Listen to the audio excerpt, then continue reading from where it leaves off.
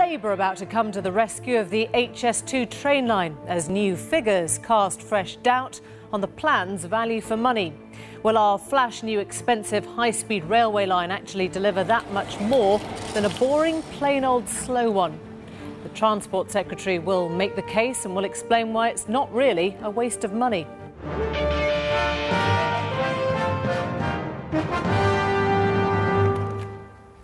Hello, good evening. When the government started banging the drum for HS2 on the airwaves first thing this morning, they may not have realised that by the end of the day, the project would get a shot in the arm from an unlikely source. Tonight, there are reports that after a very public cooling of enthusiasm from the Shadow Chancellor Ed Balls, Labour has pledged to give its support to the high-speed rail link. One condition, the incoming chairman of the project is allowed a free hand to bring down the cost. So could the political consensus on the HS2 project be back on the agenda? Allegra Stratton is here now. This does seem a change in the mood music. Allegra, just talk us through what's happened. It is a change, and the reports do look correct, but I don't think that Ed Miliband acted entirely unprompted. He's clarified his position because this programme understands that this evening there was a meeting of some 40 Labour MPs in Parliament. They asked the Shadow Transport Secretary, Mary Craig, newly in her job, to come to them and explain why, in public, the party has been seeming to cool so rapidly on High Speed 2. These weren't just Manchester MPs who stand to gain. It was also Yorkshire MPs, Scottish MPs, they'll gain at some point, but not yet. London MPs, they possibly won't gain. There'll be quite some rupture for their constituencies. But a lot of them said the economic benefits are quite strong. We need to be pushing ahead, and we can't have this wavering that you've allowed, Ed Miliband. And so we've seen him, we think, tomorrow strengthen his position, but that's because he was being told by his backbenchers, and indeed there were some frontbenchers present too, that this position wasn't tenable. And we spoke to one of them earlier this evening. There's a feeling that Ed Balls and the leadership of the Labour Party had misjudged not just the mood of the Parliamentary Labour Party, but the Labour Party in the whole of the country. Rather than trying to undermine the project, Ed and the rest of them should be out there campaigning strongly for it. Just explain then the political significance of this. It seems like an Ed versus Ed battle, possibly, and more widely for the project. Yeah. Where is it? It is at some point Ed versus Ed, because it was at party conference where Ed Balls said from the podium when he gave his speech, actually we won't sign a blank cheque for this. Completely reasonable thing to say, but actually for many people in the party it was a shock. They accept that the economic tests need to be there, and indeed that's probably going to be the nature of how Ed Miliband's beefing up their position, but they don't quite understand why he did it in the way that he did it. What I think has happened is that at every stage, Ed Balls has been pushing and pushing and pushing, because it's so tantalising, if you're the Shadow Chancellor, to possibly shelve this project and get some £1 billion. And at every stage, Ed Miliband's not been quite tough enough with him, and now he's had to do that. Allegra, thanks very much. That's where Labour appears to be sitting at the moment. Back to the government's case, though, for building HS2. Will the public be convinced with their new set of figures? In a moment, the Transport Secretary, Patrick McLoughlin. But first, our chief train spotter, David Grossman, got his hands on the latest figures. What will be the next chapter in our railway history? Will it include HS2? As political support for the project has got shakier, well, it's more important than ever for the government to be able to point to an unshakably robust business case. Trying to work out the value for money of an historic transport project, like this beauty here at the London Transport Museum, is comparatively easy. After all the data is in, it can be known with a bit of research. Trying to peer forward into the future, well, that's far harder. Today, HS2 had their latest go at peering into the future. In fact, their fifth attempt at constructing a business model. Presenting this latest version, the Transport Secretary said the new line still represents excellent value for money. The business case, including the cost benefits figures, is strong for HS2. More than £2 return for everyone invested. The calculation that the Transport Secretary is hinting at there is one that gets a lot of attention in any big project. It's the benefit cost ratio, or BCR. In today's figures, the government says that HS2 will give back £2.30 in benefits for every pound spent. That's down from £2.50. It's still what the Department for Transport would call high value for money. But if you look closely, this figure includes what are known as wider economic impacts. These are far less certain benefits from things like regeneration. And the DfT's own guidance says that these shouldn't actually be included to calculate the benefit-cost ratio for a project. If we strip these out, well, the ratio goes back to 1.8 pounds back for every pound spent and moves from high value for money to medium value for money. According to the leader of Manchester City Council, the project is more vital than ever. Well, I think the business case has always stacked up, and clearly, as the papers themselves say, that you need to update that on a regular basis.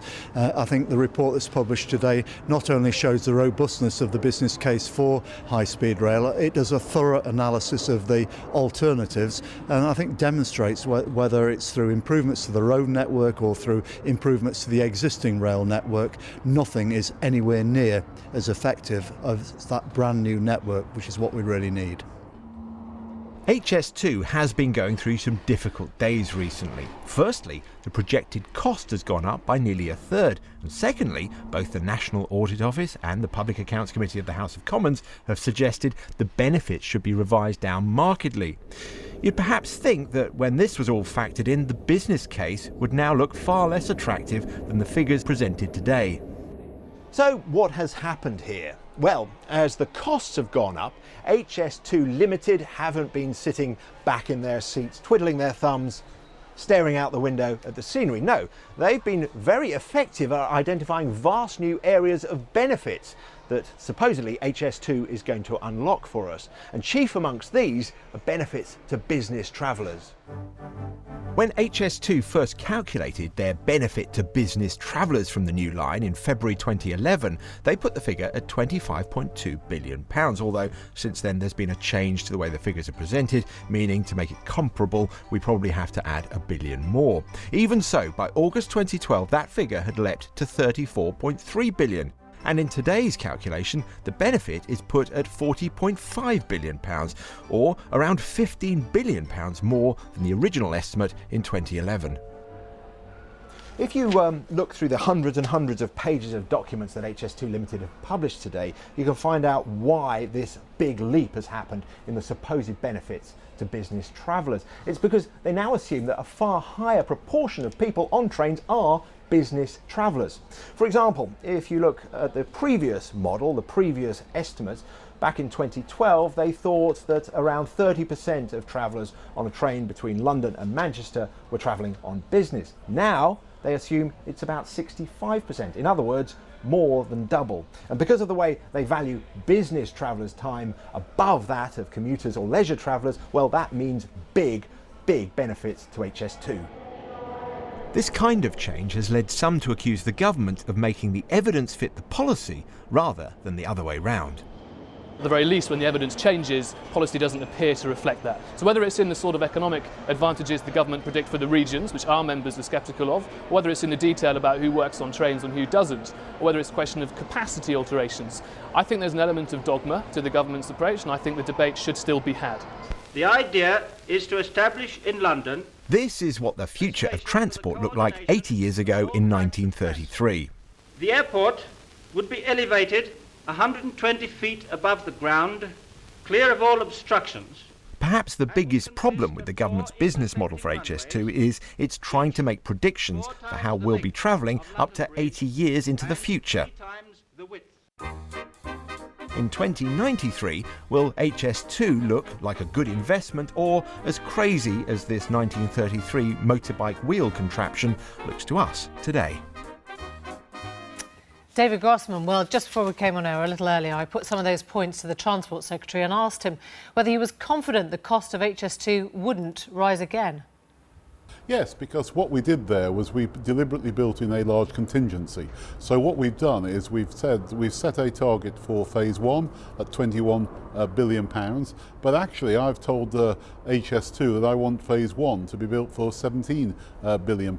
But it is right on big projects like this to have a contingency that is part of the budget, but I very much hope it'll be delivered for less than the budget that we've set. And yet, even with this jump, another £10 billion, the reduction in economic returns is only slight. The figure out today goes from £2.50 to £2.30. How can that be credible? Well, it is credible because there's other things that come into the account and come into the system. But I'm not like so what? well. The use of the capacity argument, the amount of trains that are run, and arguments like that. Well, you say like that, but like what? When you give people these figures and they know it's costing £10 billion more, they simply don't look believable. Well, they are believable. Look, everything that we publish will be crawled over by various people, and if we've got it wrong, we will be told. The simple fact is, let me just deal with BCR because it is an important factor. The fact is that if you looked at the BCR for the Jubilee line, it was less than 1. Actually, it would have not stood up to economic value. But it's in London. It has led to the development of Canary Wharf, over 100,000 jobs. At the moment, we are building through London Crossrail, and that is a £15 billion project. Nobody complains about that. It has a similar BCR, but this is a chance for the northern cities to get their part of transport infrastructure spending. I'm just questioning how you arrived at the figures that you've arrived at today. For example, we're now looking at benefit to business leaping from 25.2 to 40.5. How did that work out? Well, it works out because what we're told and what the way in which the economic case is worked out on. So that is a point. But What do you mean the way we've been told and the way the case is worked out on? How does it leap from 25.2 to 40.5? Because there's new information that comes into being, and that is classed into the overall figures and the overall case. What's the new information? I mean, these were wrong last time. You published figures today saying they came from 25 to 40. They weren't wrong last time. They were the figures that were published. We have done more work on it, which was what we were asked to do by the Public Accounts Committee. These are important matters. What I've also got to do, as far as the Transport Secretary is concerned, is actually look at what is the benefit for the North. So I've just come from a meeting of the Chamber of Commerce in Manchester. They tell me how very important that the high-speed line is for them. This is predicated on an incredibly optimistic forecast in growth on this route. Now, if we look back to what happened on HS1, the forecasts were far too high. There was a 30% overestimation. So why don't you just say you don't actually know what's going to happen to the route in terms of the number of people travelling? Why would you make a forecast that ties you into these kind of numbers that people are not believing anymore? Well, I'm not sure. You say they're not believing. The CBI today have welcomed the case we've published. The Chamber of Commerce have welcomed the case that we're publishing. And the FTSE 100 business leaders poll says that 49% of those who responded are against HS2. They don't see a credible need for it anymore. Well, if you're saying 49% are against, 33 are in favour. Well, look, the truth is... And that's fallen. That's the point. That has fallen over the last year. And the truth is that big infrastructure projects are always controversial until they are built. And when they're built, people say that they were the right thing to do. The same arguments were made about the M40, about the M25. People were opposed to those. They're actually very important parts of the infrastructure of our country. And I've just come from a meeting with the Chamber of Commerce, and what they were telling me that this is important for Manchester. The problem people have with this, when they're listening, when they're reading the figures, when they're crawling over the pages, is that they feel a lot of these figures are being massaged. They're being made to fit the picture that your government wants to portray. If you take the KPMG report in the summer, talked about a £15 billion benefit to Britain. It didn't give the raw figures. It didn't tell us the places that wouldn't benefit, that would have adverse effects. Hold on. Crossrail is being built at the moment through London. I want to talk about the KPMG figures, which you put out, which said a £15 billion benefit to Britain. It took Newsnight and an FOI to find out the truth of those figures. Why didn't you just come forward with them? Hold on. The Crossrail is being built. I don't think you would say that the people in Manchester are getting much benefit from Crossrail. I'm not talking about Crossrail. I'm talking about the fact that you said there is a £15 billion benefit to Britain. That was what that report was about. Yet you didn't give the raw details. You didn't even come forward, and it had to be a freedom of information request to find out what the adverse effects of that were. There are many bits of infrastructure that are taking place at the moment which don't affect different parts of the country. It doesn't mean to say they don't affect. Aberdeen will be worse off. Norfolk will be worse off. Do you concede that now? No, I don't, because I believe the United Kingdom will be better off to the tune of £15 billion overall, and other areas will benefit as well. The simple fact that Aberdeen doesn't benefit, as you say, Aberdeen doesn't benefit from Crossrail, it doesn't benefit from Thameslink, but it benefits from other bits of infrastructure we're putting in. Why not just give the raw details, the raw figures then, and let people work it out for themselves, rather than trying to push that message? I have published today all the background documents that relate to this strategic case. Pat McLoughlin, thank you.